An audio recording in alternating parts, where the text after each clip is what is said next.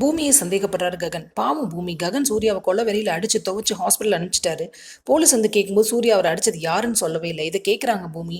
அதனால போலீஸ்லாம் போனதுக்கு அப்புறம் சூர்யாவை பார்க்குற ரூம்குள்ள வராங்க. நீ எதுக்கு வந்து அப்படின்னு கோவமா சூர்யா கேட்குறாரு.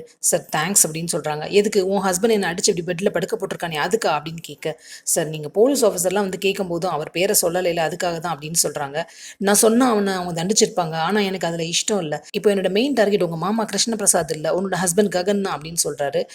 பூமிக்கு ஒரே ஷாக் ஆகுது. சூர்யா சொல்றாரு, நான் இப்போ படுத்து கிடக்கிற மாதிரி அவனையும் ஹாஸ்பிட்டலில் அடிச்சு துவச்சு படுக்க வைக்கிறேன் பாரு அப்படின்னு சொல்றாரு.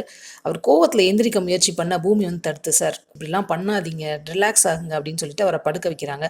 கரெக்டாக அப்போ தான் சூர்யாவை பார்க்கறதுக்காக ஹாஸ்பிட்டல் வராரு ககன். சூர்யா கிட்ட பூமி பேசிட்டு இருக்கிறத பார்த்து அவங்கள டவுட் பண்றாரு ககன். சார் நீங்க உங்க அண்ணனை எங்க மாமா கொண்டுட்டாருன்னு நினைச்சு அவரை கொல்லணும்னு நினைச்சீங்க.